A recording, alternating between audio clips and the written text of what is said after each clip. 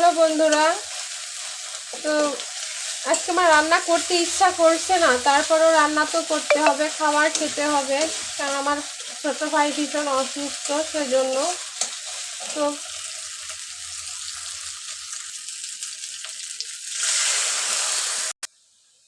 কাঁচামরিচ তো পেঁয়াজ কুচি তো প্রথমে দিয়েছি, দেখতে পেয়েছো তেলের ভিতরে। তার ভিতরে একে একে দিয়েছি আমি রসুন বাটা, জিরা বাটা, ধনিয়া বাটা, আর হচ্ছে সরিষা বাটা,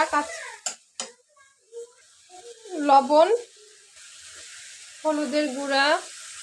এই যে আমি মশলাটা একবার ভালোভাবে কষিয়ে নিয়ে, দেখো আবার একটু ঝোল দিয়েছি, আরও একবার ভালোভাবে কষিয়ে নিব। তো এখানে কচুরলতি নিয়েছি, এটা ফ্রোজেন করা ছিল। আর এখানে যে চন্দনা ইলিশ আছে না, সেটা নিয়েছি, ছোট ছোট পিস করে নিয়েছি। তো সবগুলো একসঙ্গে মশলার সঙ্গে দিয়ে আর ভালোভাবে কষিয়ে নিব। আর আমি মাছটা লবণ, হলুদ, সরিষার তেল আর হচ্ছে মরিচের গুঁড়া দিয়ে সুন্দর করে ম্যারিনেট করে রাখছিলাম। এখন সব কিছু একবারে কষিয়ে নিব। আর তোমরা একটু দোয়া করো যাতে আমার ভাইটা তাড়াতাড়ি সুস্থ হয়ে যায়। আমরা দুইটা ভাই ছাড়া আর কেউ নাই। আমার আব্বু তো এখন বৃদ্ধ হয়ে গেছে, অনেক বয়স্ক হয়ে গেছে। তো আমাদের দুইটা ভাই সম্বল। তো আমার ভাইদের জন্য দোয়া করবা। আমার ছোট ভাই ভীষণ অসুস্থ, সেজন্য তাড়াতাড়ি সুস্থ হয়ে যায়। আমি এখানে আস্ত কয়েকবার রসুন দিয়ে দিলাম। আমি কিন্তু কচুরলতি আর মাছগুলা সুন্দর করে মশলার সঙ্গে কষিয়ে নিয়েছি, পরিমাণ মতো ঝোল দিয়ে দিয়েছি। আর এই যে দেখো এখানে ধনিয়া পাতার টমেটো নিয়েছি, দিয়ে দিব।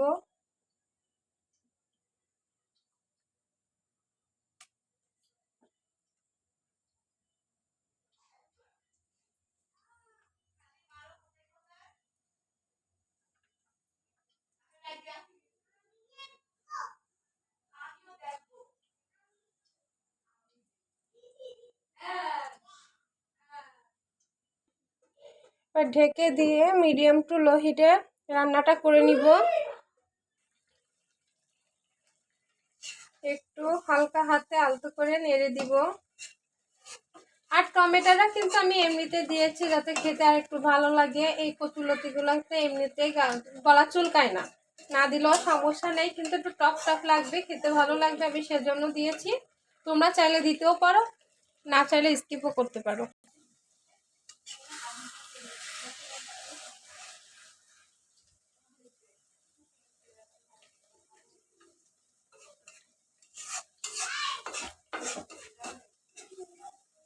আমার কিন্তু কচুরলতি দিয়ে চন্দনা ইলিশ মাছ রান্না কমপ্লিট। এখন এই ঝোলটুকু শুকিয়ে গেলেই রান্না সম্পূর্ণ হয়ে যাবে। তো আর ঢাকবো না, এবার ঢাকনা খোলা অবস্থায় রান্না করে নিব। তো বন্ধুরা, এই যে আমার রান্না কমপ্লিট। আমার রান্নাটি যদি তোমাদের ভালো লাগে অবশ্যই অবশ্যই লাইক কমেন্ট শেয়ার করে দিও। তো সবাই ভালো থেকো,